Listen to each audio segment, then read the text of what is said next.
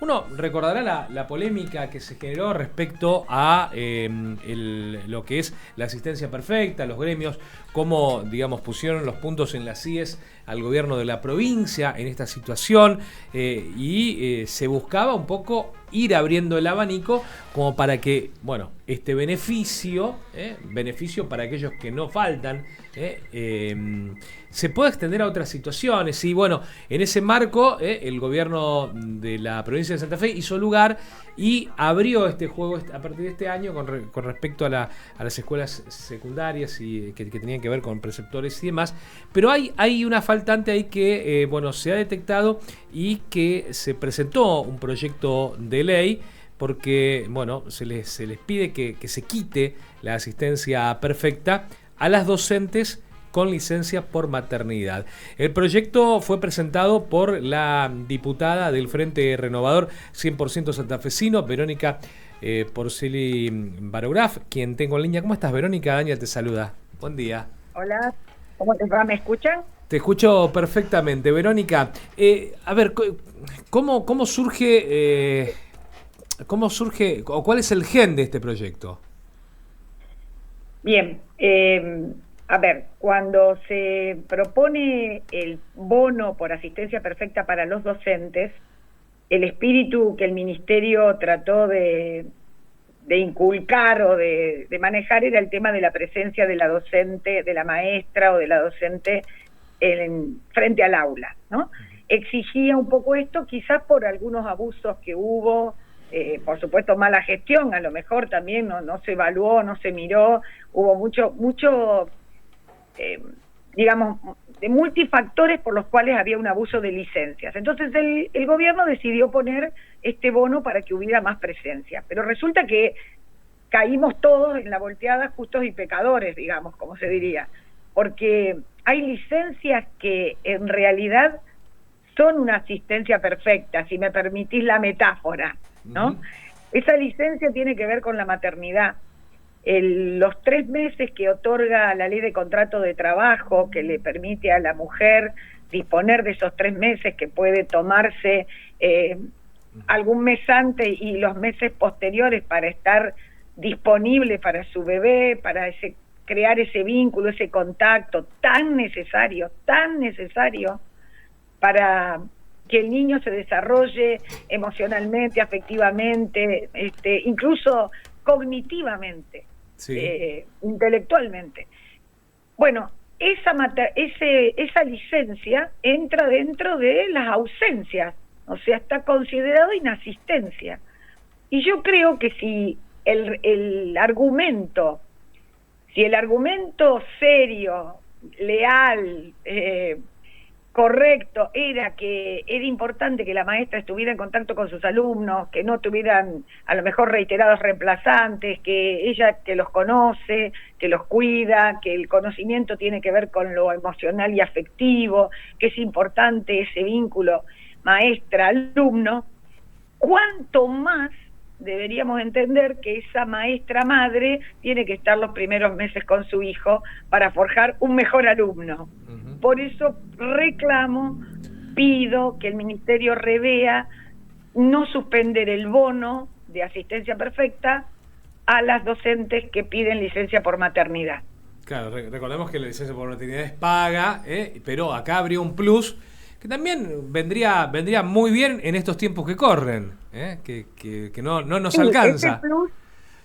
ese plus no es tan plus, Sí. forma parte porque en realidad, digamos, se le ha retaseado el aumento justo del sueldo y no voy a decir enmascaró, pero de alguna manera se compensó con este bono que en realidad es justicia, porque los sueldos están muy por debajo del nivel de lo que debería estar. Creo que está tocando el piso, por más que los argumentos que se escuchan es que las paritarias se han ajustado a la inflación, pero bueno, venimos muy rezagados.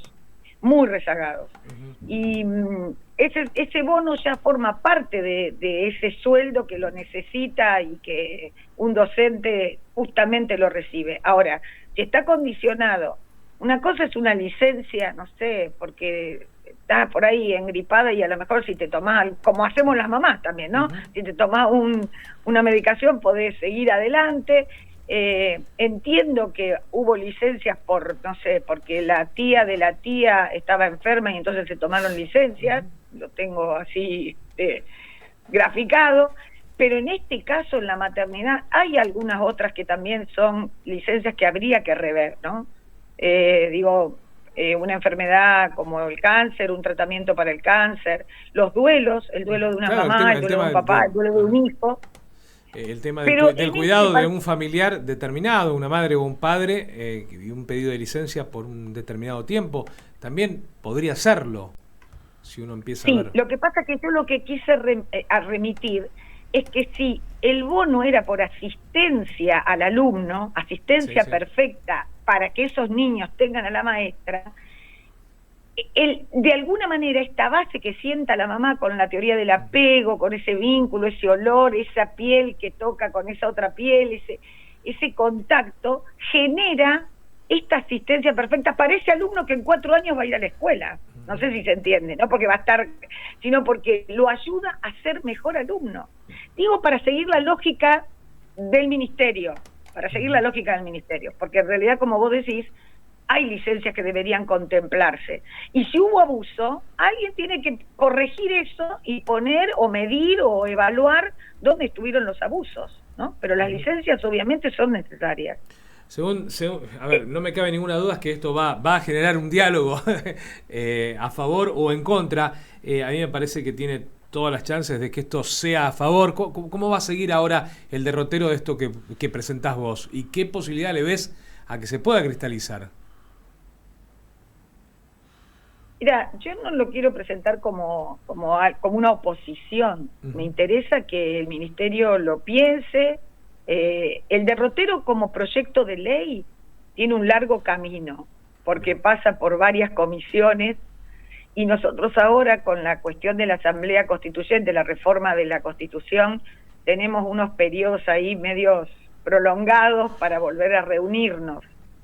Por lo tanto, porque hay muchos diputados que están comprometidos con la reforma de la Constitución, que creo que es muy importante, pero digo, estos proyectos van a quedar como algo más demorados hasta después de la Constituyente.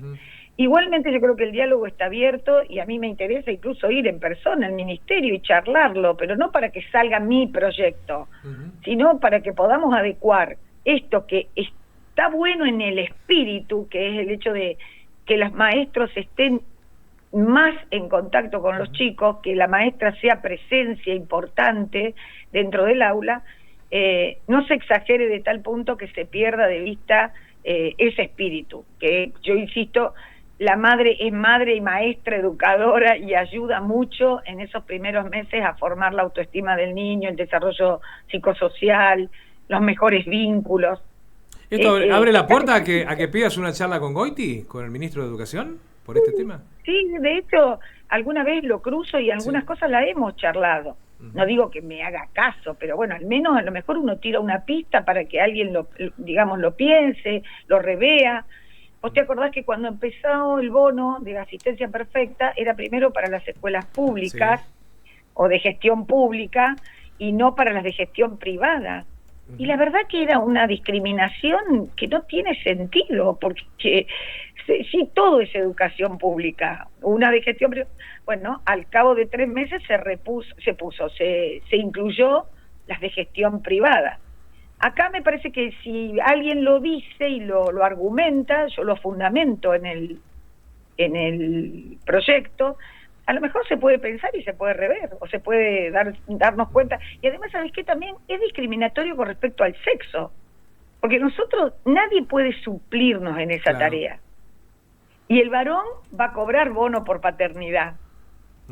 Nosotras, a ver, voy a decir obligada, y no me gusta la palabra porque no es obligada, pero es como decir, es tan fundamental que esté ella,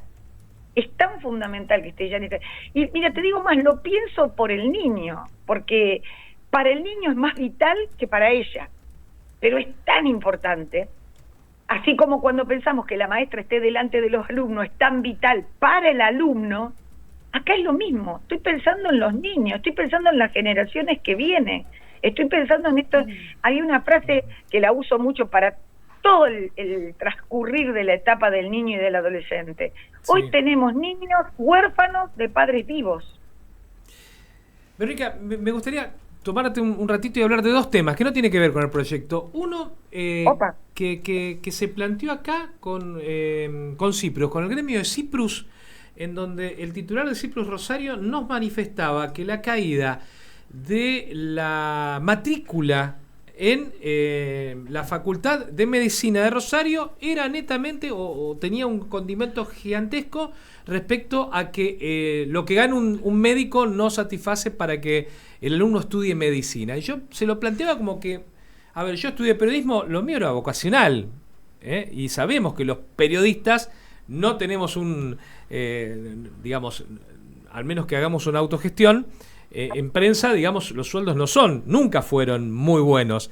Y los médicos han tenido sueldos buenos, pero hay distintas etapas, porque uno si remite, y vos lo sabés muy bien, a la década de los 90, a la década del 2000, el médico, aquel que se supo gestionar de una forma más privada, está en mejores situaciones que un médico que no.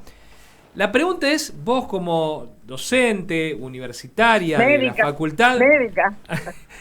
La pregunta es viable esto que se esté planteando, que la gente no esté estudiando medicina porque no es rentable?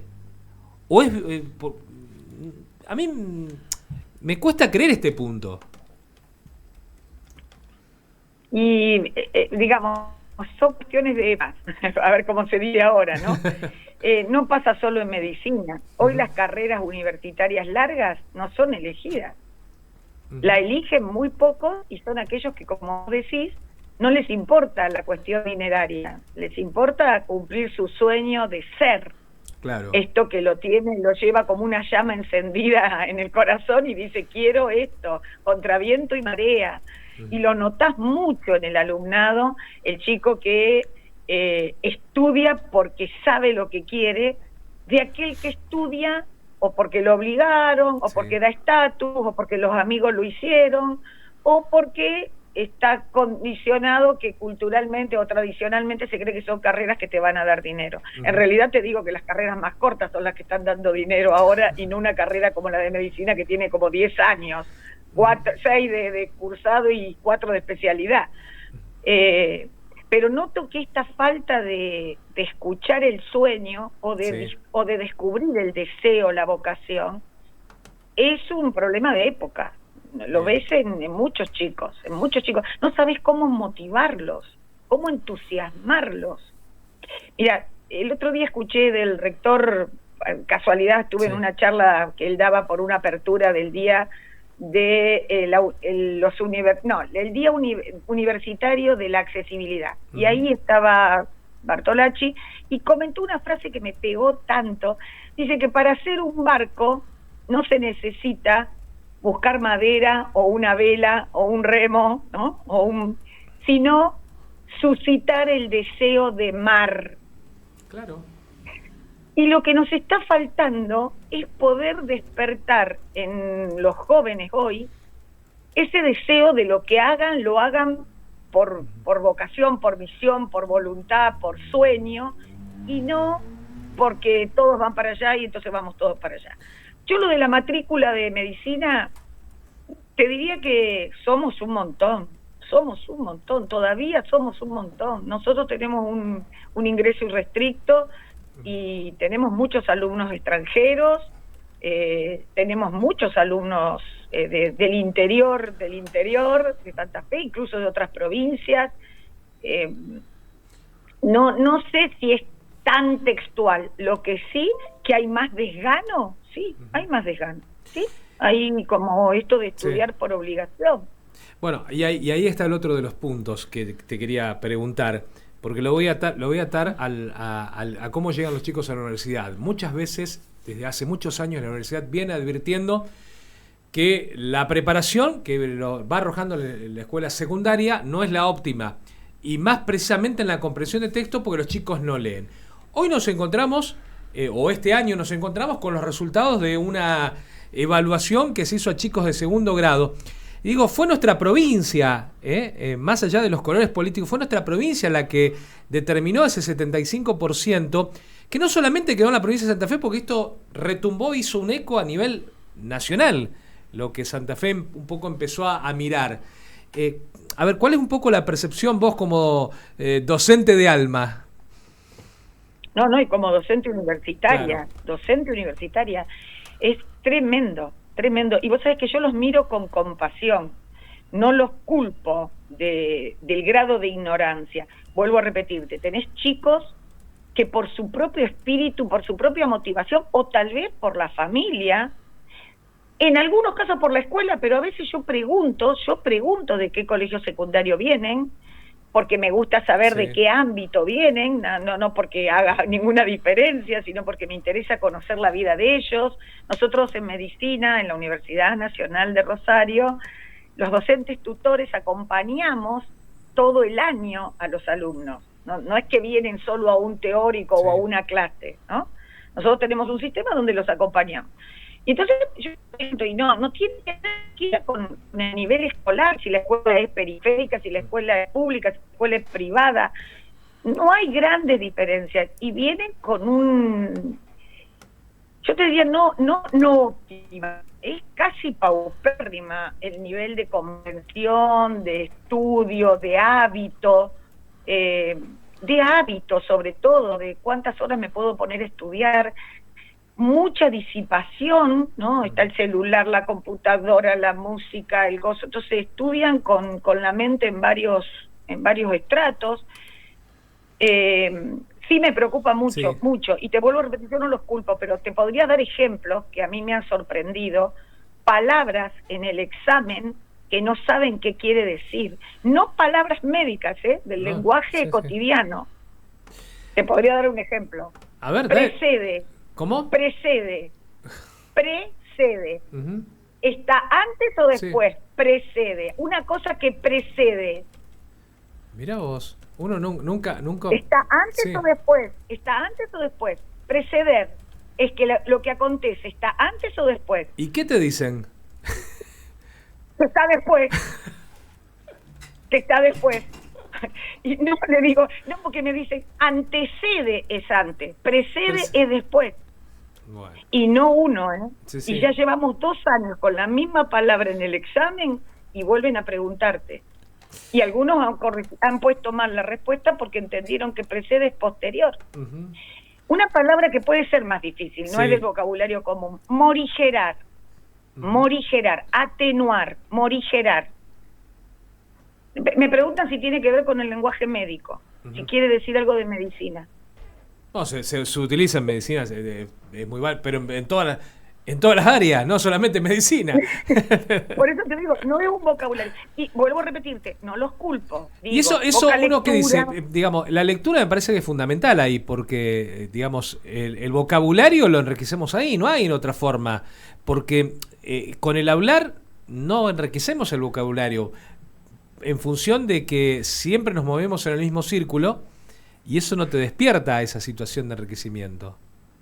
Totalmente de acuerdo. Y te digo más, hoy hablan con emoticones y el emoticón es genial, es gracioso, pero ¿cuánta profundidad tiene ese emoticón en lo que está expresando? A veces usamos un emoticón suponete, el de la, digo pavada, ¿no? El de la carita que hace así se pone. El puede ser qué increíble, qué desastre, qué macana, y no son los mismos sentimientos. No, para nada. Entonces, cuando vos no podés poner en palabra y ponés un emoticón, empezás a achicar ese marco incluso de expresión. Sí. Y en medicina, ¿sabés que en medicina en todas, pero en medicina el lenguaje es muy importante, porque hay detalles que no pueden ser, da lo mismo. Nosotros tenemos precisiones en algunas cosas, por eso la palabra oportuna tiene que ser expresada así, la palabra correcta. Y entonces me doy cuenta que llegan con un bagaje y se topan más allá del lenguaje propio. A mí me pasaba con abogacía, o me pasa con abogacía. Yo cuando los escucho hablar, vos decís la mitad de las palabras, no entendés cómo las colocan. Entendés la palabra, pero no entendés la comprensión, porque es un lenguaje jurídico.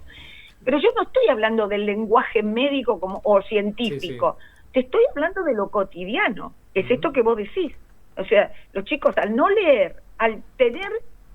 Te voy a dar otro ejemplo. Dicen, por ejemplo, pero eso no estaba en el video. Eso no estaba en el video. O sea, estudian de videitos, sí, no del libro. No todos. Bueno, no y todos, ahí se chocan con medicina y ahí, bueno, y ahí tenés el tema. Tenés que quemarte las pestañas como en abogacía y demás, y comprensión de texto, no te queda otra, no hay otra. Sí, además yo les explico que el video es muy lindo, el TikToker es mucho mejor, en velocidad, en rapidez, cuando alguien te lo explica y te lo entusiasma, pero el tema es que lo que sale espontáneo muchas veces tiene errores. Incluso esto no lo dijo en el video, por ejemplo, la persona obvió dar una respuesta, que después estaba en el examen, que estaba en el libro. Entonces, que en el video no lo haya dicho es porque vos en el video podés entusiasmarte para escucharlo, pero tenés que leer del libro.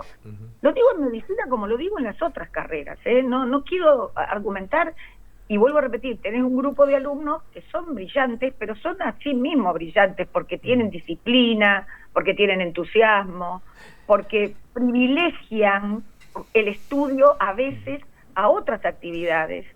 Y cuando digo otras actividades no digo deporte, familia, digo joda. Entonces, hay gente que no se pierde nada para divertirse. Entonces, el resultado que dio el examen en el segundo grado, digamos, uno podía intuir que podía ser mal, pero no tan mal, o ¿cuál es tu situación? ¿Cuál es tu sensación en ese punto? Evaluar a un año de haber aplicado el tema raíces, que creo que es el del Ministerio de Santa Fe que puso aquí para el ABC, que tuvo como objetivo primero enseñar a leer y a escribir en los primeros 3 años. Evaluar al año el resultado es no entender que los procesos no son mágicos, son procesos. Y que un chico de segundo grado hoy todavía no aprenda a leer, no viene de porque aplicamos mal lo que hicimos en un año. No es tan sencillo. Porque hay pero nos da un parámetro, digo, no quiero defender, da un parámetro, te da un mojón como para decir, bueno, el año que viene o de acá en más todos los años hacemos sobre los segundos grados una evaluación determinada y por ahí nos encontramos con la sorpresa que el año que viene, en vez del 75, es el 65. Y bueno, y ahí, digamos, la inversión que el Estado está haciendo en educación es importante mostrarla también así. Digo, totalmente, este gobierno, cualquier gobierno, seamos lógicos, me parece que había que empezar a hacer cuestiones de este tipo, quizás en nuestra provincia, en otras provincias, sea el color que sea, ¿se entiende lo que quiero decir? Porque es como que veníamos medios laxos. Totalmente. O la rapidez en la que estamos acostumbrados a vivir ha generado personas de tu generación y de la mía, que son más o menos iguales, en donde el estudio era de otra forma, y yo no sé si era mejor lo otro o esto. Lo que sí está determinando que esto por ahí no está alcanzando, o el conocimiento no tiene los parámetros que por ahí nosotros pretendieron de nosotros.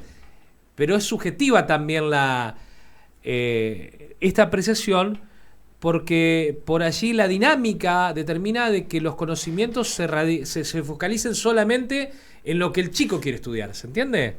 Y no tener un conocimiento de todo. Nosotros venimos de una generación que teníamos que tener un conocimiento de todo, de dónde queda, cómo Europa, de todo. Teníamos que tener una base de todo. Hoy la escuela secundaria no te da esa base de todo.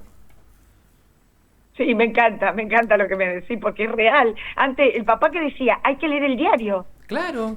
Leer el diario no era solo la noticia. No, no me lo quejaste, ponían a leer. No, sí. Digamos, y lo mismo, leer no sé, voy a delatar mucho la edad si digo Villiquen, Anteojito. ¿Cómo que no? Acá los chicos acá en la mesa que son más jóvenes, la Anteojito, no, la Villiquen sí conocen.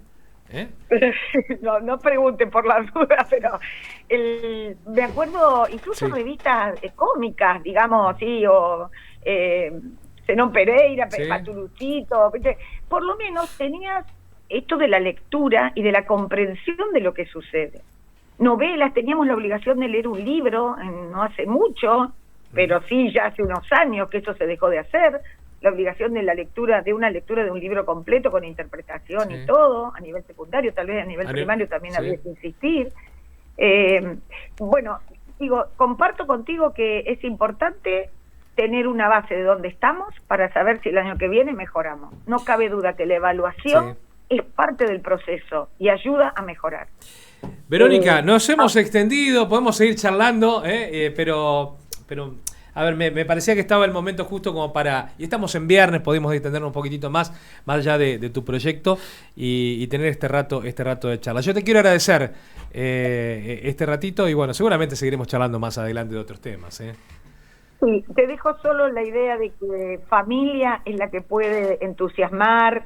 Y cuando doy una charla para los papás siempre digo que nosotros siempre estamos preocupados por cómo crecen intelectualmente, cómo crecen, sobre todo cómo crecen intelectualmente y físicamente, ¿no? Si pesa bien, si crece bien, motivacionalmente, ganas de vivir y ganas de hacerlo transmite la familia, a entusiasmar a nuestros hijos. Verónica, un abrazo grande, buen fin de semana, Gracias. Verónica Porceli Marograf charlando con nosotros, diputada del Frente Renovador 100% santafesino. Está lindo porque con Verónica siempre tenemos sale tipo de charla porque le pregunto sobre otras cuestiones que tienen que ver con su profesión y demás y siempre yo sé que se va a extender un poquito más porque no sé, me es muy grato charlar con Verónica más allá de la cuestión política que ella tiene hoy como diputada y como